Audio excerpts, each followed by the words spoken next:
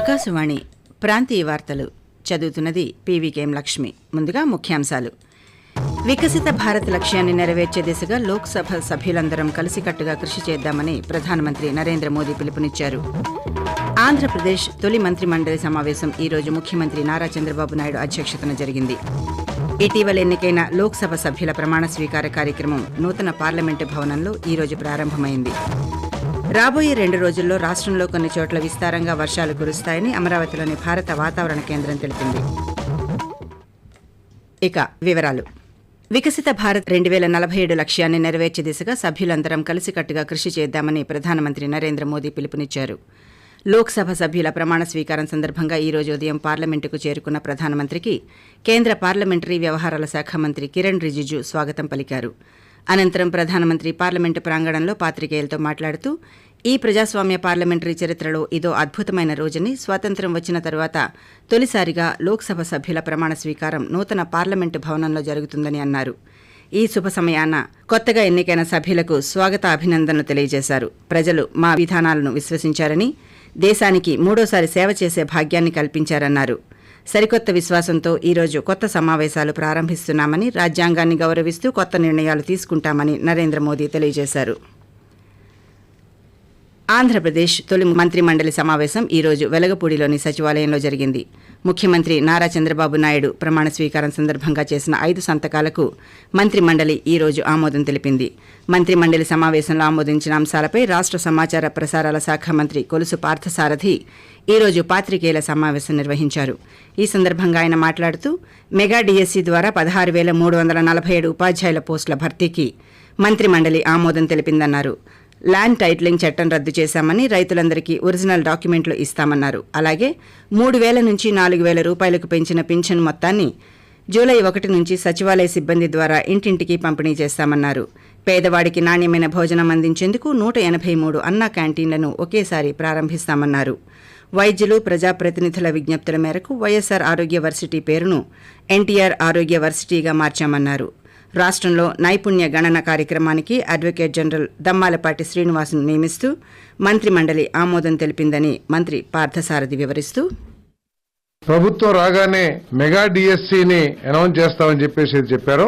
దానికి అనుగుణంగా 16,347 ఉపాధ్యాయుల పోస్టుల నియామకానికి ఈ రోజు కేబినెట్ ఆమోదం తెలియజేసిందని చెప్పేసి మీ అందరికీ మనవి చేస్తామని నేను. ఈ ల్యాండ్ టైటిలింగ్ యాక్ట్ మరి ఈ చట్టాన్ని రద్దు చేయాలని చెప్పేసి కేబినెట్ తీర్మానించింది. ఒరిజినల్ డాక్యుమెంట్స్ కూడా పొందే అవకాశాన్ని, ఎందుకంటే యాక్ట్ ప్రకారం ఒరిజినల్ డాక్యుమెంట్స్ కూడా రావని చెప్పేసి అర్థమవుతా ఉంది. ఒరిజినల్ డాక్యుమెంట్స్ కూడా మరి వారికి ఇచ్చేస్తాం కూడా జరుగుతుందని చెప్పేసి ఇటీవల ఎన్నికైన లోక్సభ సభ్యుల ప్రమాణ స్వీకార కార్యక్రమం నూతన పార్లమెంటు భవనంలో ఈ రోజు ప్రారంభమైంది. ఉదయం 11 గంటలకు 18వ లోక్సభ ప్రారంభం కాగానే ప్రోటెం స్పీకర్ భర్తృహరి మెహతాబ్ సభ్యులతో ప్రమాణ స్వీకార కార్యక్రమం చేపట్టారు. తొలుత లోక్సభాపక్ష నాయకునిగా ప్రధానమంత్రి నరేంద్ర మోదీ చేత ప్రమాణ స్వీకారం చేయించారు. అనంతరం కేంద్ర మంత్రులు, ఇతర సభ్యులతో ప్రోటెం స్పీకర్ లోక్సభ సభ్యులుగా ప్రమాణం చేయించారు. ఇందులో భాగంగా తెలుగు రాష్ట్రాలకు చెందిన కేంద్ర మంత్రులు జి కిషన్ రెడ్డి, కింజరాపు రామ్మోహన్ నాయుడు, పేమసాని చంద్రశేఖర్, బండి సంజయ్, భూపతిరాజు శ్రీనివాస్ వర్మ తెలుగులో ప్రమాణ స్వీకారం చేశారు. మంత్రిమండలి సభ్యుల ప్రమాణం పూర్తయిన తర్వాత ఆంగ్ల అక్షరమాల క్రమంలో వివిధ రాష్ట్రాలకు చెందిన ఎంపీలు ప్రమాణం చేశారు. తొలి రోజు 280 మంది ఎంపీలు ప్రమాణం చేయగా మిగిలిన వారితో రేపు ప్రమాణ స్వీకారం చేయిస్తారు. అనంతరం స్పీకర్ ఎన్నికకు నామినేషన్ కార్యక్రమం ప్రారంభమవుతుంది. 26వ తేదీన స్పీకర్ ఎన్నిక పూర్తవుతుంది. ఆకాశవాణి ప్రాంతీయ వార్తలు వింటున్నారు. నైరుతి రుతుపవనాలు రాష్ట్రమంతటా విస్తరించాయి. వీటి ప్రభావంతో రాబోయే 2 రోజుల్లో రాష్ట్రంలో విస్తారంగా వర్షాలు కురుస్తాయని అమరావతిలోని భారత వాతావరణ కేంద్రం తెలిపింది. రేపు, ఎల్లుండి కోస్తా జిల్లాల్లో అక్కడక్కడ భారీ వర్షాలు పడే అవకాశం ఉందని వెల్లడించింది. నిన్న తిరుపతి, అల్లూరు సీతారామరాజు, అనంతపురం, కర్నూలు, అన్నమయ్య జిల్లాల్లో వర్షాలు కురిశాయి. అత్యధికంగా శ్రీకాళహస్తిలో 62.5 మిల్లీమీటర్ల వర్షపాతం నమోదైంది. బ్రిటిష్ వారు తమకు అనుకూలంగా రూపొందించిన చట్టాలకు కాలం చెల్లిందని కేంద్ర ప్రభుత్వం తీసుకొచ్చిన నూతన నేర న్యాయ చట్టాలను స్వాగతిస్తున్నామని తిరుపతికి చెందిన ప్రముఖ న్యాయవాది సామంచి శ్రీనివాస్ అన్నారు. ఈ రోజు ఆయన ఆకాశవాణితో మాట్లాడుతూ ఆధునిక సమాజంలో నేరాలకు సంబంధించి గత చట్టాల వల్ల విచారణలోనూ న్యాయంలోనూ ప్రజలకు తీవ్ర జాప్యం జరిగేదన్నారు. ఈ విషయాన్ని దృష్టిలో పెట్టుకుని 3 నూతన నేర న్యాయ చట్టాలను జూలై 1వ తేదీ నుంచి కేంద్ర ప్రభుత్వం ప్రవేశపెడుతోందన్నారు. ఈ చట్టాలు ప్రజలతో పాటు న్యాయవాదులు, పోలీసులకు కూడా ఎంతో మేలు చేస్తాయని తెలియజేస్తూ, బ్రిటిష్ వలస పాలన నాటి కాలం చెల్లిన చట్టాలను ప్రక్షాళించే దిశగా కేంద్రంలోని నరేంద్ర మోడీ గారి ప్రభుత్వం భారతీయ సమాజానికి అవసరమైన సరికొత్తదైనటువంటి నేర న్యాయ చట్టాలను జూలై 1, 2024 నుంచి అమల్లోకి తీసుకురావడం జరుగుతోంది. ఈ 3 న్యాయ చట్టాలు భారతీయ న్యాయ సంహిత కావచ్చు, భారతీయ నాగరిక సురక్ష సంహిత కావచ్చు, భారతీయ సాక్ష్య అధినియం కావచ్చు. ఇవన్నీ కూడా ఉపయోగంగా ఉంటాయి. ఖచ్చితంగా నూతనంగా న్యాయవాద వృత్తిలోకి వస్తున్న వాళ్ళందరికీ కూడా ఈ చట్టాల ద్వారా సరైనటువంటి దిశలో సమాజానికి సేవ చేయడం కానీ వృత్తిలో మరింత రాణించడానికి ఎంతో ఉపయుక్తంగా ఉంటుంది. ప్రధానమంత్రి నరేంద్ర మోదీ తన మనసులోని భావాలను దేశ ప్రజలతో పంచుకునే మన్ కీ బాత్ మనసులోని మాట కార్యక్రమం 111వ సంచిక ఈ నెల 30వ తేదీన ఆకాశవాణి ద్వారా ప్రసారమవుతుంది. ప్రధానమంత్రిగా వరుసగా 3వసారి బాధ్యతలు చేపట్టిన తర్వాత జరగనున్న తొలి మన్ కీ బాత్ కార్యక్రమం ఇది.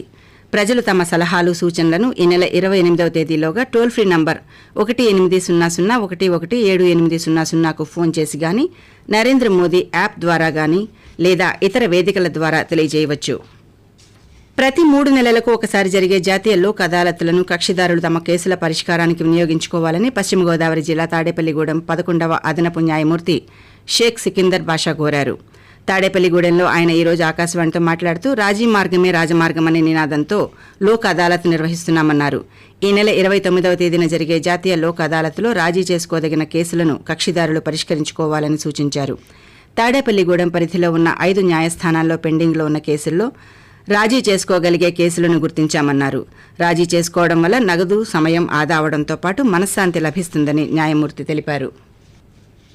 సూక్ష్మ, మధ్య తరహా పరిశ్రమలు యూనిట్లకు ప్రయోజనం కలిగిస్తూ బడ్జెట్లో ప్రాధాన్యం కల్పించాలని కేంద్ర ఆర్థిక మంత్రి Nirmala సీతారామన్కి కోరామని federation of Andhra Pradesh small and medium industries association అధ్యక్షులు వాసిరెడ్డి మురళీకృష్ణ తెలిపారు.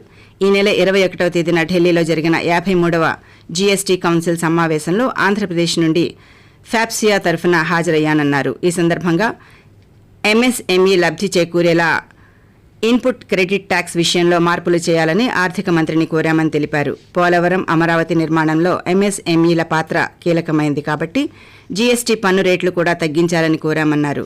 ఈ నెల 27వ తేదీన ఎంఎస్ఎంఈ దినోత్సవం సందర్భంగా విజయవాడలో సమావేశం నిర్వహిస్తున్నామని, ఈ సమావేశానికి రాష్ట్రం నలుమూలల నుండి ఎంఎస్ఎంఈ యూనిట్ల ప్రతినిధులు, అధికారులు హాజరవుతారని మురళీకృష్ణ తెలియజేశారు. రాష్ట్రంలో ఉన్న అద్భుతమైన ఖనిజ సంపదను ప్రజాశ్రేయస్సు కోసం సద్వినియోగం చేస్తామని రాష్ట్ర గనులు, భూగర్భ వనరుల, ఎక్సైజ్ శాఖల మంత్రి కొల్లు రవీంద్ర పేర్కొన్నారు. ఈ రోజు అమరావతిలోని రాష్ట్ర సచివాలయంలో ఆయన మంత్రిగా బాధ్యతలు స్వీకరించారు. రాష్ట్ర మంత్రిగా బాధ్యతలు చేపట్టిన వెంటనే 2022వ సంవత్సరం నుంచి పెండింగ్లో ఉన్న ఓఎన్జీసీ పెట్రోలియం మైనింగ్ లీజు పునరుద్ధరణ దస్త్రంపై తొలి సంతకం చేశారు. పురుషుల టీ20 ప్రపంచ కప్ సూపర్ 8లో భాగంగా భారత్ ఈ రోజు చివరి మ్యాచ్ ఆస్ట్రేలియాతో ఆడనుంది. వెస్టిండీస్లోని సెయింట్ లూసియా వేదికగా ఈ రోజు రాత్రి 8 గంటలకు ఈ మ్యాచ్ ప్రారంభం కానుంది. ఆకాశవాణి ప్రాంతీయ వార్తలు ముగించే ముందు ముఖ్యాంశాలు మరోసారి. వికసిత భారత్ లక్ష్యాన్ని నెరవేర్చే దిశగా లోక్సభ సభ్యులందరం కలిసికట్టుగా కృషి చేద్దామని ప్రధానమంత్రి నరేంద్ర మోదీ పిలుపునిచ్చారు. ఆంధ్రప్రదేశ్ తొలి మంత్రి మండలి సమావేశం ఈ రోజు ముఖ్యమంత్రి నారా చంద్రబాబు నాయుడు అధ్యక్షతన జరిగింది. ఇటీవల ఎన్నికైన లోక్సభ సభ్యుల ప్రమాణ స్వీకార కార్యక్రమం నూతన పార్లమెంటు భవనంలో ఈ రోజు ప్రారంభమైంది. రాబోయే 2 రోజుల్లో రాష్ట్రంలో కొన్ని చోట్ల విస్తారంగా వర్షాలు కురుస్తాయని అమరావతిలోని భారత వాతావరణ కేంద్రం తెలిపింది. ఆకాశవాణి ప్రాంతీయ వార్తలు ఇంతటితో సమాప్తం.